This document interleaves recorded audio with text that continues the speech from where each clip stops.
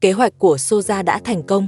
Cô ta cố tình gây chuyện với Lashima, chỉ để có cớ vào căn nhà lớn, rồi gom hết nồi niêu đồ nấu ăn mang đi. Phải nói là Soja đúng là rất khôn, chỉ tiếc là dùng sai chỗ, lấy đủ thứ mình muốn rồi. Cô ta ôm đồ đi ra ngoài, vừa tới cửa thì con trai lớn tình cờ trở về.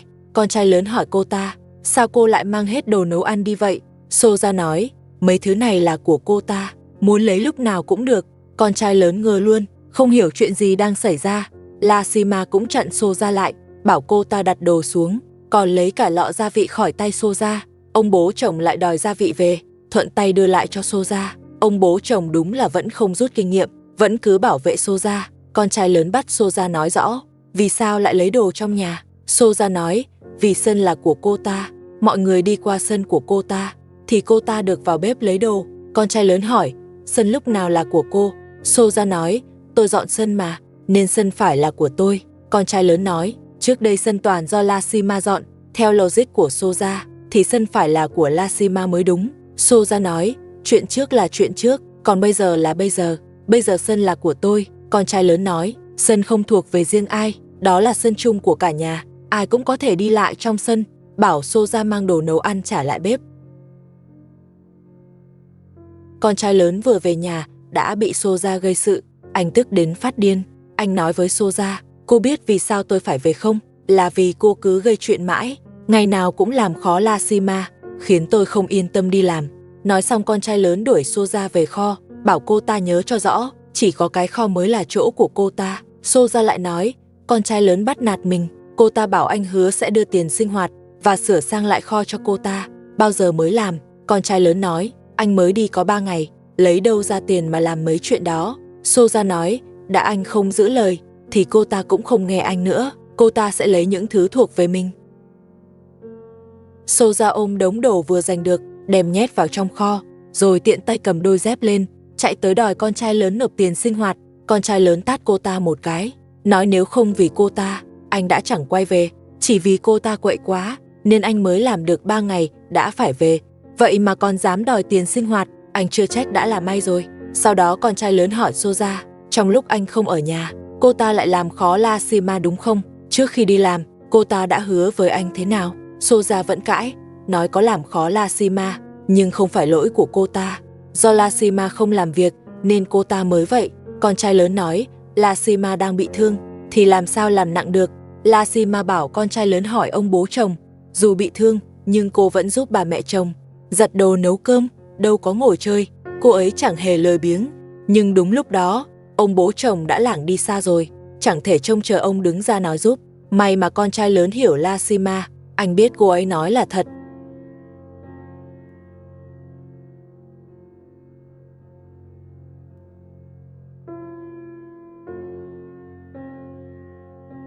Soja vẫn còn cố cãi, nhưng con trai lớn không muốn nghe nữa, bảo cô ta im đi. Ông bố chồng lại bắt đầu trách con trai lớn. Ông nói, anh đang làm việc yên ổn, sao lại đột nhiên về nhà? Soja thì xúi ông bố chồng đòi tiền sinh hoạt, bảo nộp hết tiền 3 ngày vừa kiếm được, rồi còn phải sửa sang lại cái kho. Con trai lớn nói không có, Soja liền nhào tới định cào mặt anh, may mà anh né kịp. Soja lại nói, anh đã hứa rõ ràng rằng về sẽ đưa tiền sinh hoạt và sửa kho cho cô ta, là anh nuốt lời trước. Cô ta lại bắt ông bố chồng đòi tiếp. Ông bố chồng nói, anh mới đi 3 ngày, kiếm được bao nhiêu đâu mà đòi, thôi bỏ đi. Soja nói, ông không đòi thì cô ta đòi. Con trai lớn cũng không nhịn nữa, anh bắt đầu dạy cho Soja một bài học, nói cô ta suốt ngày gây chuyện, chưa nói được mấy câu, ông bố chồng đã vội can, bảo con trai lớn dừng lại. Ông nói với anh, con đừng để Soja đòi tiền sinh hoạt nữa, con cũng đừng làm căng thêm. Con trai lớn bỏ đi, ông bố chồng bảo Soja thôi đừng đòi nữa. Soja nói, không đòi tiền sinh hoạt thì ai sửa kho cho cô ta? Con trai lớn nói, anh vất vả mới tìm được việc, thế mà bị Soja phá hỏng. Soja bảo con trai lớn im đi. Soja vẫn bám lấy con trai lớn đòi tiền, anh nói không có. Soja liền nói, anh lừa cô ta, rồi lại tiếp tục gây sự. Con trai lớn vừa định phản ứng lại, ông bố chồng đã đẩy anh ra, rồi bắt Soja quay lại kho, bảo cô ta đừng đòi nữa. Soja chỉ thẳng vào con trai lớn nói, nếu anh không nộp tiền sinh hoạt, thì tôi sẽ tiếp tục gây khó dễ cho Lashima. Gặp kiểu người như Soja, ai cũng thấy đau đầu. Ông bố chồng cũng vậy, sao ông cứ không rút kinh nghiệm, cứ liên tục banh Soja, thà để con trai lớn dạy dỗ cô ta cho chừa, cũng khiến mọi người bớt bức xúc. Con trai lớn đuổi theo tới tận kho, ông bố chồng cũng chạy theo, bảo con trai lớn mau ra ngoài. Ông bố chồng bảo con trai lớn, đừng làm căng với Soja nữa. Con trai lớn nói, Soja đúng là quá đáng thật, chính vì cô ta mà anh không thể yên tâm đi làm. Ông bố chồng bảo Soja phải nhớ ơn mình, nếu không nhờ ông thì con trai lớn đã không bỏ qua dễ vậy. Con trai lớn lại tiến tới gần Soja, cảnh cáo cô ta nếu còn gây khó dễ cho Lashima, dù ông bố chồng có banh, anh cũng sẽ không nhịn nữa. Soja cúi đầu rồi bật khóc. Cô ta nói, con trai lớn lừa mình, nói là về nhà sẽ đưa tiền sinh hoạt, giờ thì chuyện sửa kho cũng không làm được. Ông bố chồng bảo không sửa kho cũng được, nhưng sẽ giúp dọn dẹp kho cho cô ta, cũng coi như tạm ổn. Có ông bố chồng chống lưng, Soja lại hăng lên ngay. Cô ta đứng dậy gọi con trai lớn, bắt anh đi dọn kho cho mình. Con trai lớn cầm một tấm sắt lớn bên cạnh, ném về phía Soja. Ông bố chồng vội bảo anh đặt tấm sắt xuống. Con trai lớn định rời đi, Soja lại bám theo đòi dọn kho. Con trai lớn nói, kho có chút xíu vậy, cô ta không tự dọn được sao? Soja nói, ông bố chồng bắt anh dọn, thì anh phải dọn cho cô ta. Ông bố chồng đúng là làm rối cả nhà, càng can thiệp thì càng khó giải quyết. Con trai lớn nói với ông bố chồng, anh vất vả lắm mới kiếm được việc phù hợp. Ông bố chồng bảo mất việc thì tìm việc khác. Con trai lớn nói tìm việc đâu dễ vậy. Soja lại đánh con trai lớn một cái, bảo anh cứ đi làm tiếp đi. Con trai lớn nói, anh không đi đâu hết, anh ở nhà trông chừng Soja luôn. Ông bố chồng hỏi con trai lớn, con thật sự không ra ngoài làm nữa sao? Con trai lớn nói, chỉ cần anh đi làm, Soja sẽ lại làm khó Lashima, thì anh còn làm sao yên tâm đi được. Soja nói là mình sai rồi, sẽ không gây khó dễ Lashima nữa, bảo con trai lớn cứ đi kiếm tiền sửa kho cho cô ta. Con trai lớn tức quá, lại dạy cho Soja một bài học, bảo nếu không vì cô ta, anh có phải về sớm vậy không? Nói chung anh không đi làm nữa, ngày nào cũng ở nhà trông Soja, đến khi cô ta ngoan lại mới thôi. Ông bố chồng cũng nổi giận, ông nói với con trai lớn, bắt buộc phải đi làm. Con trai lớn nói, anh nhất quyết không đi. Soja lại bước tới nói với con trai lớn, nếu anh không đi làm nữa, sau này lấy gì mà ăn? Con trai lớn nói, cả nhà cùng chịu vậy. Nói xong anh quay đi. Ông bố chồng lại gọi anh lại. Ông nói, nếu con trai lớn thật sự không đi làm, cả nhà sẽ khó mà xoay sở. Ông bảo anh nghĩ cho Lashima. Lashima nói, cô cũng muốn con trai lớn đi làm, nhưng cứ mỗi lần anh vắng nhà, Soja lại làm khó cô. Ông bố chồng nói, ông đã nghĩ ra cách là để con trai lớn tìm việc trong thành phố. Như vậy ngày nào anh cũng có thể về. Soja cũng khó mà làm khó Lashima. Nói xong, ông bố chồng hỏi ý Soja. Soja nói, chỉ cần con trai lớn nộp tiền sinh hoạt, cô ta sẽ không gây khó dễ Lashima nữa. Soja nghe con trai lớn nói vậy, liền từ trong phòng lao ra làm ngã Lashima, rồi còn tác động con trai lớn một cái, xong quay người chạy về kho. Con trai lớn lại đuổi theo dạy dỗ Soja. Soja không chỉ hay gây chuyện, mà còn rất lì lợm, nói mãi vẫn không chịu thay đổi. Con trai lớn chút được bực bội, rồi đi ra khỏi kho. Ông bố chồng lại không vui, ông nói với con trai lớn, mai phải làm theo cách ông vừa nói, nhất định phải lên thành phố tìm việc. Con trai lớn nói anh không đi, anh muốn ở nhà trông Soja. Ông bố chồng lại nổi nóng. Ông bố chồng bắt con trai lớn đưa hai bé sinh đôi cho ông, rồi bảo anh mau ra ngoài kiếm tiền.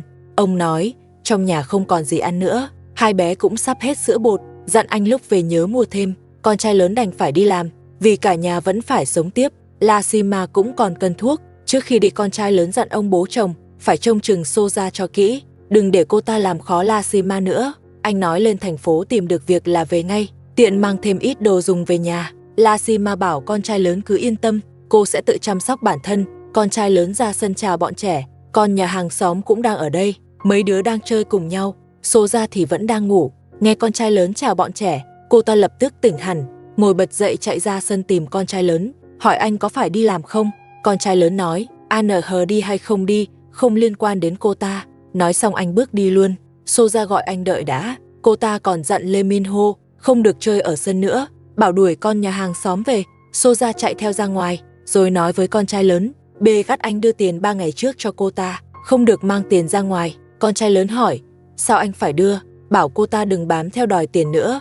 Soja nói, cô ta là vì tốt cho anh, sợ anh ra ngoài tiêu bậy, cô ta sẽ giữ hộ. Con trai lớn bảo Soja im đi, bảo cô ta đừng mơ nữa. Soja nói, anh không đưa tiền cho cô ta, thì chắc chắn anh đưa cho Lashima rồi. Nói xong cô ta còn ném đồ về phía con trai lớn. Trong mắt Soja, không gì quan trọng bằng tiền và nhà, nhưng cũng dễ hiểu thôi, vì đó là thứ ai cũng muốn có. Chỉ là Soja muốn có bằng cách quá cực đoan và quá đáng. Con trai lớn đi rồi, Soja còn ném đá theo, nói anh đưa tiền cho Lashima, cô ta sẽ đòi lại bằng được. Xem ra Soja lại sắp gây chuyện với Lashima nữa. Đúng như mọi người nói, con trai lớn quá thẳng tính, nếu anh đưa Lashima và bọn trẻ rời đi thì đã không xảy ra nhiều chuyện vậy. Soja quay vào sân, thấy bọn trẻ vẫn còn chơi, liền tức tối đuổi tụi nhỏ đi hết. Soja đuổi con nhà hàng xóm và cả con của Lashima ra khỏi sân, không cho tụi nhỏ chơi trong sân nữa. Soja đúng là quá ngang, nếu để hàng xóm biết chuyện, sau này còn nói chuyện sao được. Soja xách ấm đi lấy nước, rồi vào kho pha trà. Xong xuôi mọi thứ, Soja đứng ngoài sân gọi ông bố chồng, nói đã pha trà rồi, bảo ông lát ra uống. Ông bố chồng nằm ở phòng khách, nhìn bà mẹ chồng và Lashima, hai người còn tranh nhau, muốn rửa chén bát buổi sáng. Ba mẹ chồng tranh không lại Lashima, đành để Lashima làm. Giờ ba mẹ chồng cũng nhìn rõ thực tế rồi, bắt đầu đối xử tốt với Lashima hơn. Lashima nói với bà mẹ chồng, sức khỏe mình gần ổn rồi, một số việc nhà tự làm được, không cần ba mẹ chồng dành làm nữa. Bà mẹ chồng xúc động đến rơi nước mắt. Bà nói, trước đây nghe Soja xúi giục nên đã có lỗi với Lashima, xin Lashima tha thứ. Lúc này Soja lại đứng ngoài cửa, gọi ông bố chồng, nói trà pha xong rồi, bảo ông ra uống đi. Ông bố chồng đứng dậy định đi, Lashima nhắc ông cẩn thận Soja lại giở trò. Ông bố chồng mới chợt nhớ ra, liền bảo Soja ông không uống trà. Soja thấy ông không ra thì vào phòng khách, rồi nói với ông bố chồng, hồng trà này cô ta pha riêng cho ông, là loại ông thích uống. Ông bố chồng nói, trà có ngon cũng không uống, bảo Soja từ nay đừng gọi ông uống nữa. Soja nói, trước đây ông đâu có vậy, sao giờ tự nhiên lại đổi thái độ. Cô ta nói, mình đâu làm gì trong trà. Soja nói, mình vất vả pha trà cho ông, mà ông chẳng thèm để ý, có phải ông đang không hài lòng cô ta không?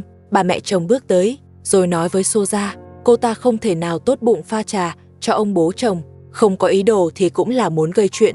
Soja nói, có phải vì cô ta không mời bà mẹ chồng uống trà, nên bà mẹ chồng ghen tị. Lashima nói ở đây cũng có trà, ông bố chồng sao phải qua đó uống, chắc chắn Soja không có ý tốt. Soja nói, mình làm gì cũng đàng hoàng, không giống Lashima hay làm lén lút. Cô ta túm lấy Lashima, đòi Lashima đưa ra thứ con trai lớn đưa. Bà mẹ chồng vội tách hai người ra. Lashima nói, con trai lớn không đưa gì cả. Soja cứ bám lấy Lashima, đòi số tiền con trai lớn kiếm được mấy ngày nay. Lashima khẳng định, mình không hề nhận gì cả, con trai lớn càng không đưa, dù có đưa thì cô cũng sẽ không nhận. Ông bố chồng bảo Soja đi đi, ông tin lời Lashima nói. Lashima chắc chắn không nhận gì từ con trai lớn. Soja nói, cô ta không tin, làm gì có ai không thích tiền. Lashima nói, mình không trơ trẽn như Soja, nói không nhận là không nhận, bảo Soja đừng tới làm phiền nữa. Soja đi được vài bước lại quay về, cô ta hỏi ông bố chồng, có chắc không ra uống trà? Ông bố chồng bảo Soja đi cho khuất mắt, ông không uống trà do cô ta pha nữa. Chuyện mời ông bố chồng uống trà bị phá hỏng. Soja quay về kho uống trà một mình. Cô ta nói, mình có lòng pha trà cho ông bố chồng, mà bị Lashima làm hỏng hết. Rồi cô ta lại mời quay phim uống trà. Quay phim quay người đi vào phòng khách. Bà mẹ chồng và Lashima đang bận dọn dẹp. Ông bố chồng định vào nhà vệ sinh. Ông thấy cửa nhà vệ sinh bị hỏng, liền hỏi ba mẹ chồng và Lashima, cửa ai làm hỏng? Cả hai đều không trả lời. Ông bố chồng chỉ vào cửa nói, trong nhà chẳng có ai khiến ông yên tâm, lúc nào cũng làm hỏng đồ. Rồi ông gọi Lashima, bảo lấy dụng cụ cho ông muốn sửa lại một chút. Lashima chống nặng đem dụng cụ tới. Ông bố chồng đúng là lười quá, trong nồi đang chiên trứng, không biết trứng từ đâu ra, chắc không phải cô ta mua, khả năng cao là lấy trong bếp. Soja thấy quay phim tới, liền mời ngồi xuống nói chuyện, còn bảo trứng sắp xong rồi, mời quay phim lát ăn cùng. Quay phim nói mình không đói, Soja bảo đừng ngại, ăn chút cũng được. Rồi cô ta lấy bánh nướng ra, cuốn trứng vào trong, đưa cho quay phim ăn. Quay phim vẫn từ chối, vì quay phim hiểu nhận đồ của người ta là khó xử, ăn của người ta cũng dễ mang nợ. Nếu ăn đồ của Soja thì cô ta thế nào cũng nhờ vả. Quay phim không muốn dính rắc rối nên đứng dậy rời đi. Con trai lớn về rồi, mang theo rất nhiều đồ, vừa bước vào đã bị Soja đứng canh ở kho nhìn thấy. Soja hỏi con trai lớn mang gì về. Con trai lớn nói, đồ dưới đất là khoai tây và hành, là rau ăn cả tuần. Anh còn mua sữa bột cho hai bé sinh đôi, rồi tiện tay đưa cho Soja. Soja nhận lấy sữa bột, lại đòi con trai lớn làm trần kho cho cô ta. Con trai lớn vỗ vai Soja nói, anh đã tìm được việc rồi, không có thời gian lo chuyện kho của cô ta. Soja lại đòi con trai lớn đưa tiền. Con trai lớn nói tiền anh kiếm được đã mua sữa bột và mấy thứ cần thiết, giờ không còn gì nữa, bảo Soja đừng bám theo đòi nữa. Soja nói, hai bé có sữa bột rồi, nhưng cô ta thì chẳng có gì ăn, đòi con trai lớn đưa hết đồ cho mình. Con trai lớn nói đây là đồ của 5 người, anh không thể đưa hết cho cô ta. Soja chẳng thèm nghe, xách hết đồ dưới đất vào kho, rồi còn nói với con trai lớn, nếu muốn ăn thì tự đi mua lại, đồ này giờ đã là của cô ta rồi, ai cũng đừng hòng lấy lại, nếu họ muốn ăn thì kêu họ qua đây xin tôi. Soja lại bắt đầu gây chuyện, con trai lớn bảo cô ta mang đồ ra, Soja không chịu đưa, còn lao vào con trai lớn, đòi anh rời khỏi kho, không cho anh vào kho lấy đồ. Con trai lớn nói với Soja, nếu cô không mang đồ ra thì tôi sẽ tự vào lấy. Lúc đó một củ khoai cũng không phần cô đâu. Hai bên cãi nhau ầm lên, ông bố chồng từ phòng khách đi ra hỏi có chuyện gì. Con trai lớn nói, đồ anh mang về bị Soja lấy hết rồi. Soja nói mấy thứ đó là tiền sinh hoạt con trai lớn nợ cô ta mua, nên tất cả đều thuộc về cô ta. Lashima nghe đồ bị Soja lấy hết, cũng chống nạng đi tới hỏi con trai lớn, đồ ở đâu? Con trai lớn chỉ vào kho bảo Lashima qua lấy. Soja lại đẩy đồ vào sâu hơn, rồi lại lao vào Lashima, còn đẩy Lashima ngã xuống. Con trai lớn và Soja giằng co với nhau, ông bố chồng đứng yên không can. Bà mẹ chồng chạy tới, bà hỏi Lashima có sao không. Soja thấy bà mẹ chồng quan tâm Lashima, lại định kiếm chuyện. Bà mẹ chồng hỏi Soja, sao lại làm vậy với Lashima? Lashima vào kho, lấy mấy thứ Soja giấu ra ngoài. Soja thấy vậy lại ném giày về phía Lashima, bảo Lashima bỏ đồ xuống, nói tất cả đều là của cô ta. Con trai lớn nói, khoai tây và hành là đồ ăn của cả nhà cho một tuần, không thể để cô ta chiếm hết. Soja lại tìm cách, thừa lúc Lashima không để ý, giật lại đồ từ tay Lashima, rồi ôm chặt vào người. Con trai lớn bảo cô ta dừng lại giao hết ra, nếu không thì anh sẽ làm mạnh tay hơn. Soja mới buông ra. Cô ta đề nghị chia đôi đồ, cô ta lấy một nửa. Lashima tất nhiên không đồng ý, Soja chỉ có một người, mà đòi một nửa, chuyện đó không thể được. Con trai lớn định đẩy Soja ra, để Lashima lấy đồ. Đúng lúc ông bố chồng tới, ông hỏi Soja trước, hỏi cô ta cần gì, muốn lấy gì thì cứ lấy. Ông bố chồng vẫn thiên vị Soja. Soja thấy ông bố chồng lại banh mình, liền đòi lấy hết mọi thứ. Bà mẹ chồng nói cô ta mơ đi, Soja còn lao vào bà mẹ chồng.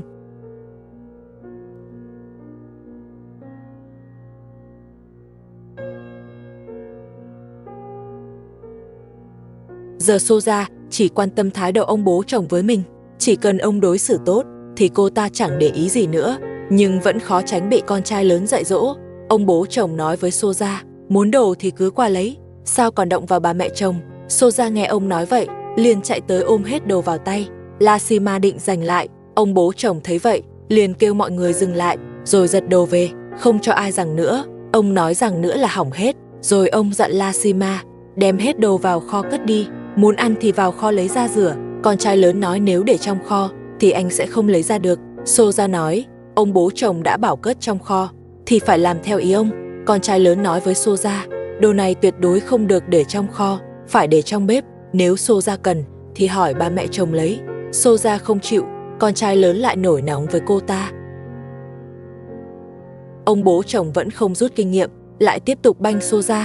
Ông mặc kệ con trai lớn phản đối, đưa hết đồ cho Soja giữ, còn dặn cô ta cất kỹ đi. Ông bố chồng rõ ràng là thiên vị Soja. Soja vui ra mặt, còn bắt con trai lớn nhìn cho kỹ, giờ đồ đều thuộc về cô ta. Cô ta còn bảo, sau này con trai lớn kiếm tiền gì cũng phải đưa hết cho cô ta. Ông bố chồng bảo Soja bớt nói lại, giữ đồ cho cẩn thận. Soja có đồ xong còn ra khoe. Cô ta nói với Lashima, sau này muốn đồ thì phải qua xin cô ta. Con trai lớn trách ông bố chồng, sao lại đưa hết đồ cho cô ta, rồi cả nhà ăn gì đây. Soja nói, chỉ cần con trai lớn qua xin, cô ta sẽ cho khoai tây và hành. Con trai lớn dù không muốn, nhưng ông bố chồng cứ banh cô ta, anh cũng đành chịu. Ông bố chồng thật sự quá hồ đồ, không hiểu sao Soja lại khiến ông tin như vậy.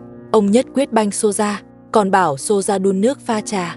Ông muốn vào kho uống trà. Lashima bảo con trai lớn lấy đồ về lại. Con trai lớn bảo Lashima đừng chấp Soja, mơ y anh sẽ mang thêm về. Sống kiểu này thật khó chịu. Con trai lớn thả ra ngoài thuê nhà ở. Nói đến chuyện thuê nhà,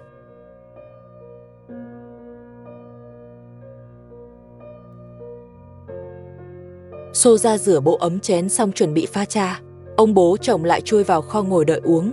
Soja nói, nước nguội hết rồi, bảo ông bố chồng đi lấy nước nguội. Ông nói trời lạnh rồi, ông không thích uống nước nguội nữa. Thực ra Soja muốn kiếm cớ đẩy ông đi chỗ khác, để lại tính chuyện linh tinh. Nhưng lần này ông bố chồng không mắc bẫy, ông nhất quyết uống trà nóng. Soja đành làm theo, pha trà cho ông.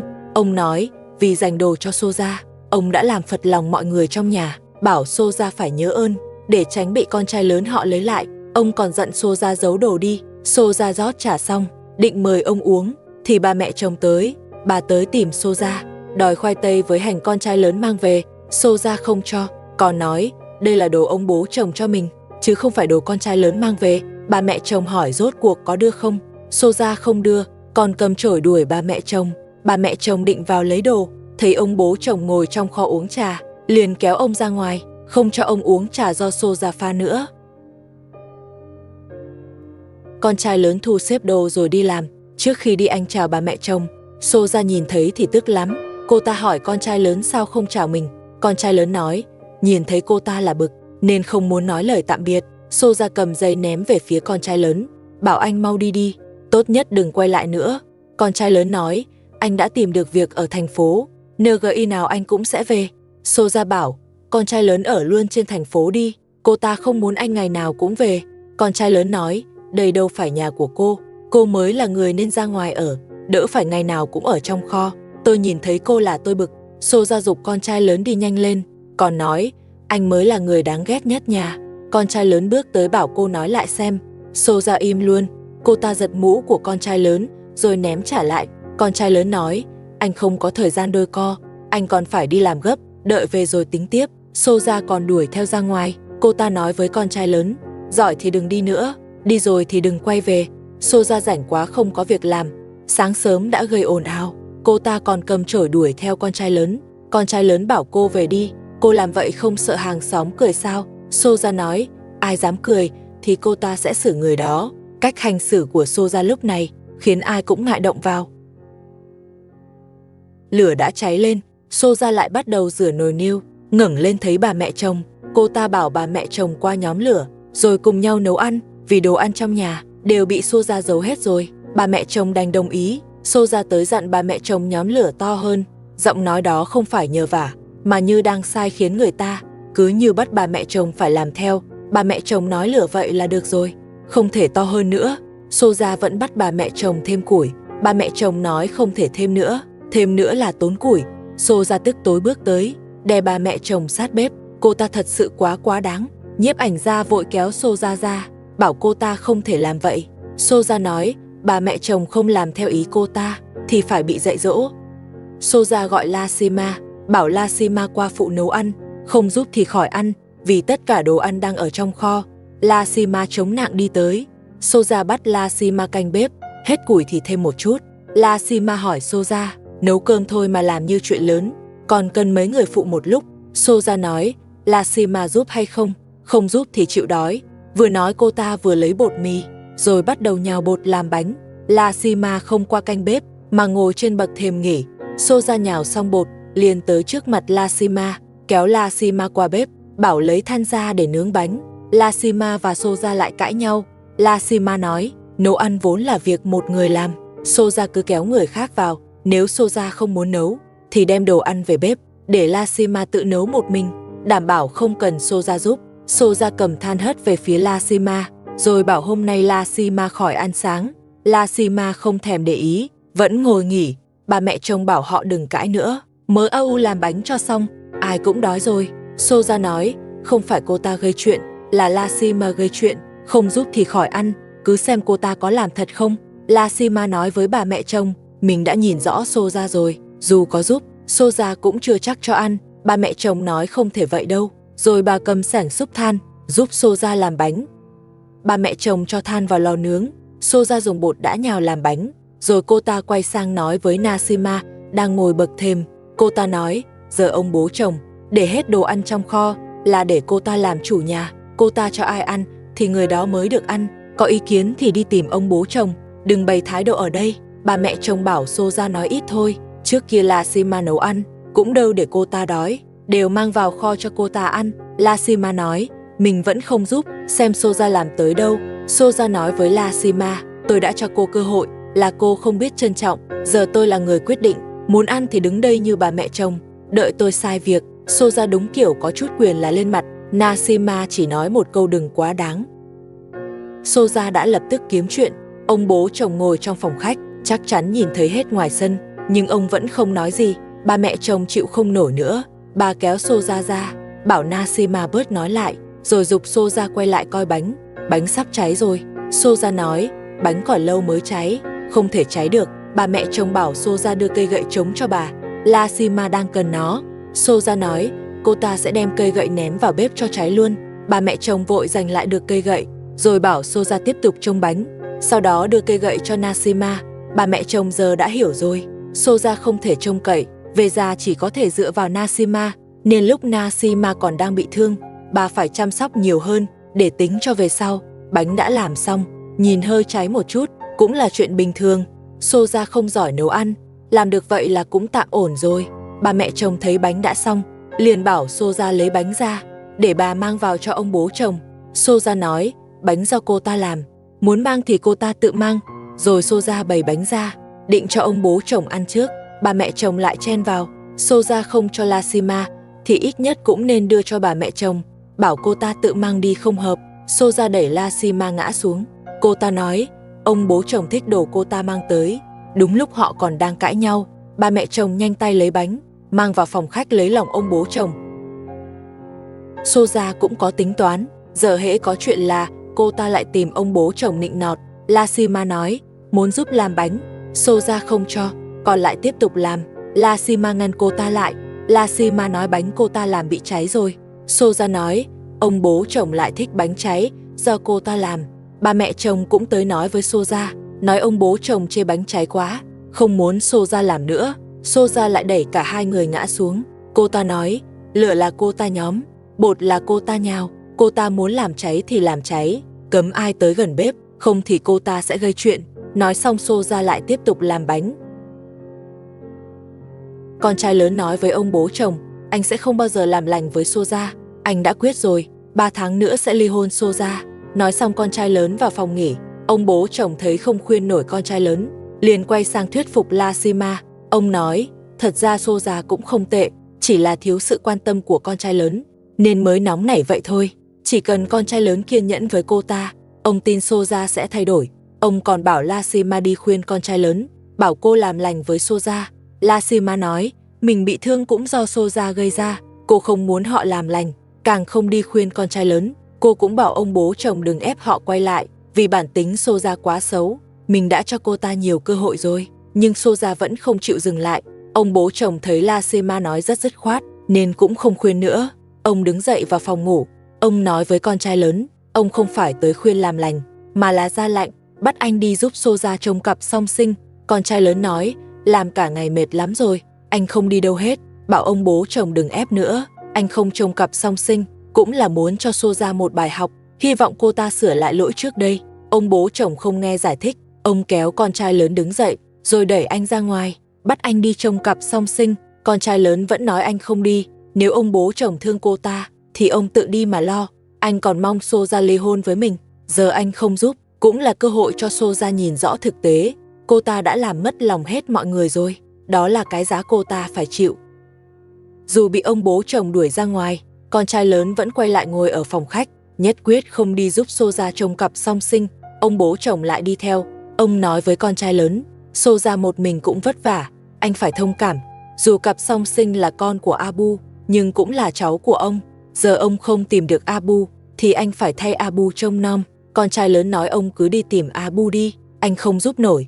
Nếu ông còn ép nữa, anh sẽ tiếp tục đi làm, sau này ở luôn trên thành phố không về nữa. Ông bố chồng lại bày chiêu nữa, ông muốn ép con trai lớn đi trông cặp song sinh, nên còn nói, nếu con trai lớn không làm theo, ông sẽ mang chăn nệm của con trai lớn ra kho, bắt anh ở kho cùng Nasima, để Soja ở nhà lớn. Con trai lớn nghe xong tức lắm, ông bố chồng quá thiên vị Soja, ông còn vỗ ngực nói sẽ làm thật, nhưng con trai lớn vẫn không đi trông cặp song sinh, anh định ra chỗ làm ngủ luôn. Ông bố chồng quay vào phòng, lôi chăn nệm của họ ra. Quyết định của ông đúng là khó hiểu, hết chiêu này tới chiêu khác, chẳng khác gì xô ra. La Sima bảo ông đừng làm vậy, kho không đủ chỗ cho 4 người. Ông bố chồng nói, ông và con trai lớn ở kho, 2 đứa nhỏ ở với xô ra. Rồi ông ném chăn nệm xuống đất, con trai lớn nhặt lên định mang vào lại phòng. Ông bố chồng đứng chắn ngay cửa, không cho con trai lớn vào, còn nói kho mới là chỗ anh ở. Nếu không ở kho, thì phải đi trông cặp song sinh cho xô ra. Con trai lớn nói, ông đang ép mình. Ông bố chồng nói ông không ép, ông chỉ muốn anh với xô ra làm lành, cùng nhau trông cặp song sinh. Con trai lớn nói, cặp song sinh không phải con anh, là con của Abu, anh không có nghĩa vụ chăm. Ông bố chồng nói, cặp song sinh là cháu ông, thì anh đương nhiên phải có trách nhiệm. Ông bố chồng thật sự quá vô lý, ông không thuyết phục được con trai lớn, lại quay sang đuổi Nasima đi. Con trai lớn vội ngăn lại, nhưng ông bố chồng vẫn ép anh đi trông cặp song sinh. Nasima giữ chặt cây gậy, không buông tay. Ông bố chồng không giật được gậy, ông cúi xuống nhặt chăn nệm dưới đất, rồi nói với con trai lớn, từ nay anh chỉ được ở kho cùng Nasima. Nói xong ông ném chăn nệm vào kho. Ông làm vậy đúng là quá đáng. Con trai lớn có đi trông cặp song sinh hay không cũng là quyền của con trai lớn, ông quản thật sự quá nhiều. Dù bị đối xử như vậy, con trai lớn vẫn không chịu qua trông cặp song sinh. Ông bố chồng lại quay sang làm khó Lasima, bảo Lasima đừng đứng đây nữa, bắt anh cũng phải ra kho. Ông bố chồng đang gây áp lực cho con trai lớn, nhưng con trai lớn vẫn không đồng ý. Anh nói với ông bố chồng, anh nhất quyết không đi trông cặp song sinh, anh sẽ ra chỗ làm ngủ, sau này không về nữa. Nói xong con trai lớn quay lưng bỏ đi. Ông bố chồng lại nảy ra ý mới. Ông nói với con trai lớn, nếu con trai lớn dám bỏ ông, thì cả 2 đứa con của con trai lớn và Lasima cũng sẽ bị đuổi đi. Ông bố chồng định làm tới mức nào nữa đây?